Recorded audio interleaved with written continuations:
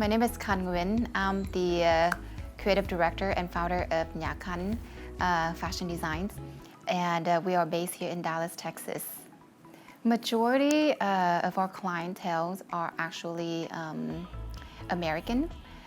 We started here in Dallas, so we do have a very large clientele in Dallas as well as in Houston, but we also do have a ready-to-wear line where we are in multiple boutiques, high-end boutiques around the nation. How did you get started in the fashion design? What made you want to pursue this career? I started officially and technically 10 years ago, right after I graduated from college. My journey to it wasn't that smooth or easy, but I actually was in college for 8 years, and I started out with the pharmacy major.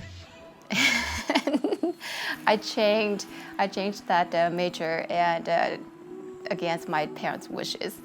But I was so passionate about it, and I knew that was pretty much my only options to really do what I love and pursue a career out of it. I have to say that it wasn't a really easy road to get there, but I did it anyways out of uncertainty.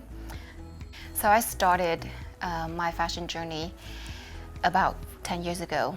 But prior to that, it wasn't an easy start because my parents wanted me to go into a different field and wanted a very safe and great career to start with.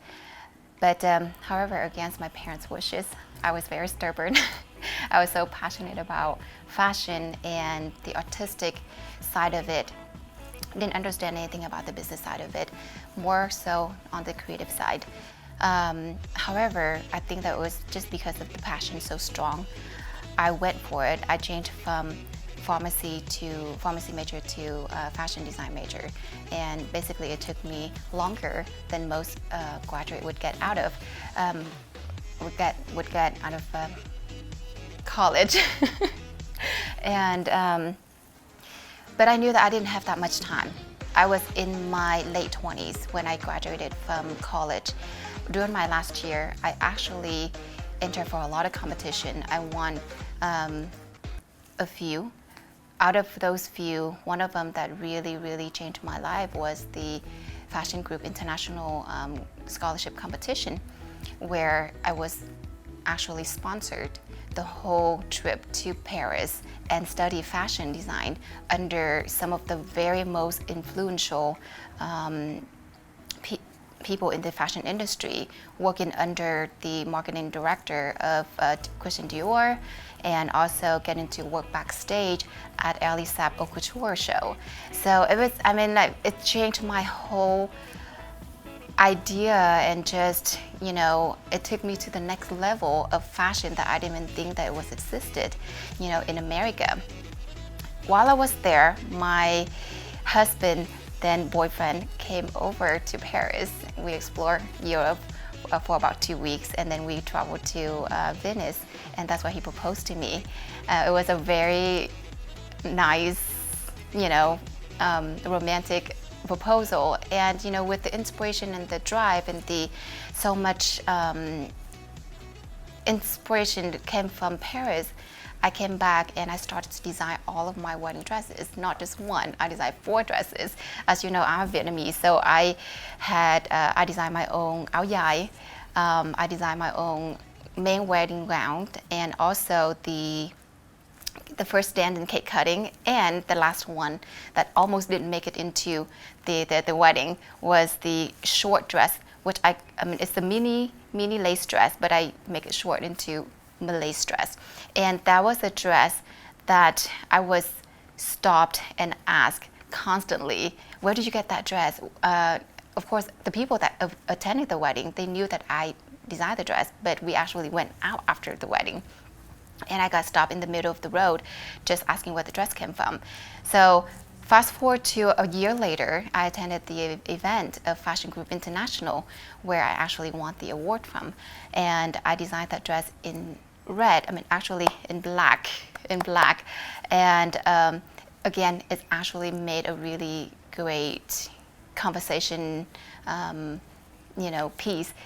From there, it was that dress that helped launch our career later on. One of the actresses, Brooklyn Decker, wore that dress to Spike TV Award, and the next day it was all over the internet. It was listed as some of the best dress, and we have people from all over the world even calling in or ordering the dress.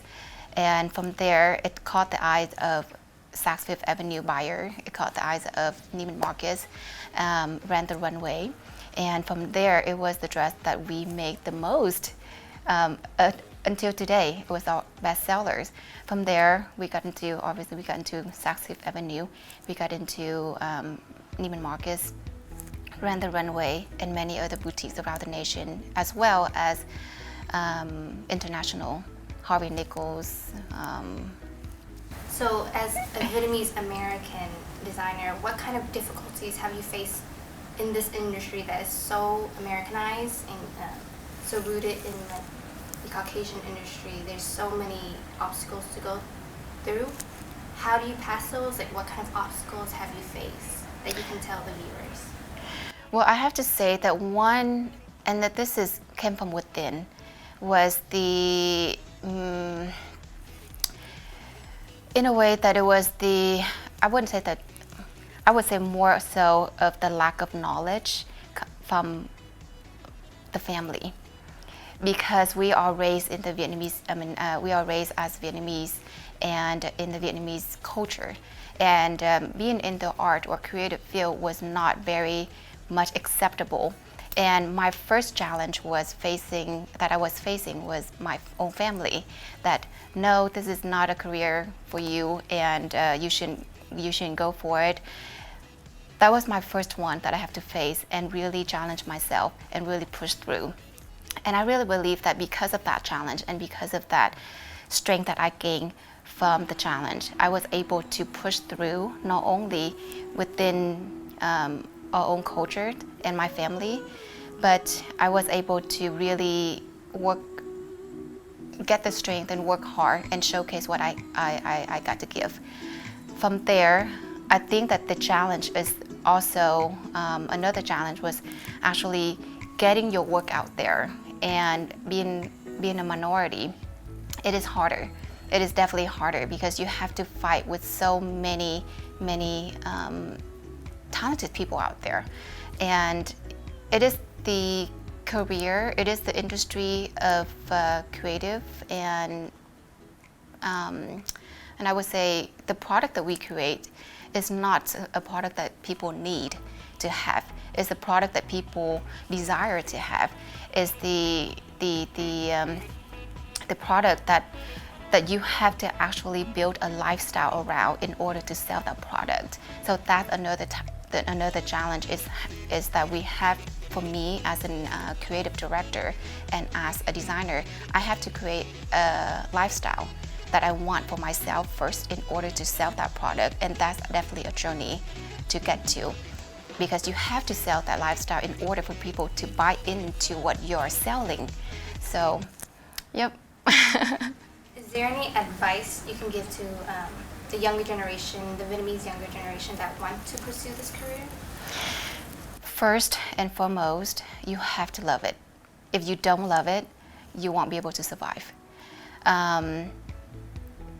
The thing about this business is that it's not just being creative.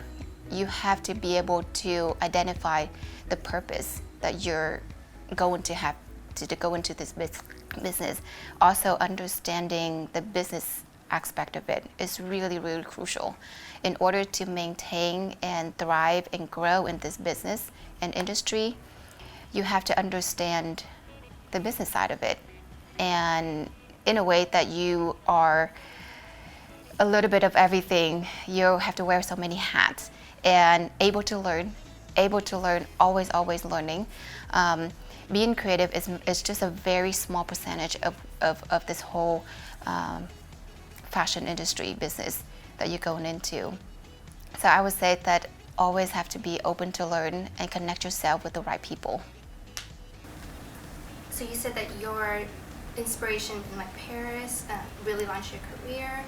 What about today, currently? What are your inspirations? What do you find meaningful? My inspirations come from all parts of life, particularly now I focus more of the woman that I want to become and I want to dress. At this point, I understand that the woman, as I work with my clients every day, I get a lot of feedback from them. I get a lot of feedback from them and of what they like, what they don't like. In addition, I also look within myself that would I wear this? Where would I want to travel next? And if I travel there and I get inspired by it and I will come back and I say, oh my God, I love to make me a dress where I can travel to the next destination. For example, our curtain collection that we're working on right now is spring 2019. It was inspired by my trip to Lake Como in Italy with my husband. And it was 10 years ago, but I still have that vivid, beautiful memory when I was there with him. So I came back here and I had the vision of designing this collection where I would want to go back again and what I would bring and what I would wear when I go there, and I would envision my clients to do the same thing. So in a way that my inspiration came from travel, sometimes come from my daughters, sometimes come from my clients and my everyday experience.